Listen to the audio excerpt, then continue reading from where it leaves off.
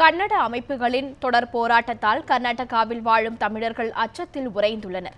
அவர்களுடைய நிலை பற்றி பெங்களூரு தமிழ்ச்சங்க தலைவர் தாமோதரன் தொலைபேசி வாயிலாக நியூஸ்7 தமிழுக்கு அளித்த தகவல்களை கேட்கலாம். 91 மிகப்பெரிய கலவரம் இங்க நடந்தது காவிரி பிரச்சனையினால. அது போல திரும்ப மீண்டும் ஒரு முறை நடக்கக்கூடாதுன்றதுக்காக முன்கூட்டியே நம்ம உள்துறை அமைச்சரை பார்த்து பெங்களூர் தமிழ்ச்சங்கத்தின் சார்பில் மாநிலத்தில் தமிழர்கள் பெரும்பான்மையாக வாழ்ற எல்லா பகுதிகளுக்கும் உரிய பாதுகாப்பு கொடுக்கணும்னு கேட்டிருக்கிறோம். அவங்களும் உறுதியாக பாதுகாப்பு கொடுக்கப்படும், மீண்டும் அந்த மாதிரி ஒரு நிகழ்வு ஏற்படாதுன்றத உறுதி கொடுத்துருக்குறாங்க.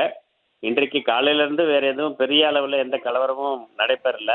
எல்லா இடத்துலையும் அமைதியாக இருக்கிறதா செய்தி வந்திருக்குது. இதே போல இந்த நிகழ்ச்சி இன்றைக்கு முழுக்க எந்தவித கலவரமும் இல்லாமல் முடிஞ்சிடும்ன்ற நம்பிக்கையில் இருக்கிறோம். ஆனாலும் உரிய பாதுகாப்பு எல்லா இடத்துலையும் கொடுக்கறதுக்கு ஏற்பாடு செஞ்சிருக்கிறோம், கொடுத்துருக்குறாங்க அரசும்.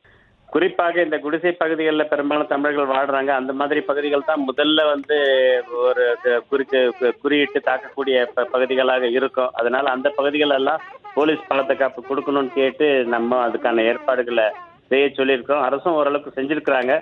அதனால ஓரளவுக்கு அச்ச உணர்வு இருந்தாலுமே கூட கலவரம் நடக்காதுன்ற நம்பிக்கையில மக்கள் இருக்கிறாங்க. கன்னட தொலைக்காட்சிகள்ல சொல்லப்படும் போதும் இங்கே வாழ்கிற மக்கள், கன்னடர்கள், தமிழர்கள் எல்லாருமே ஒன்றுதான்றத பெரும்பாலான கன்னடர்கள் உறுதிப்படுத்தியிருக்கிறாங்க. அதே நிலையை இந்த கன்னட அமைப்புகளும் பின்பற்றும் நம்புறோம்.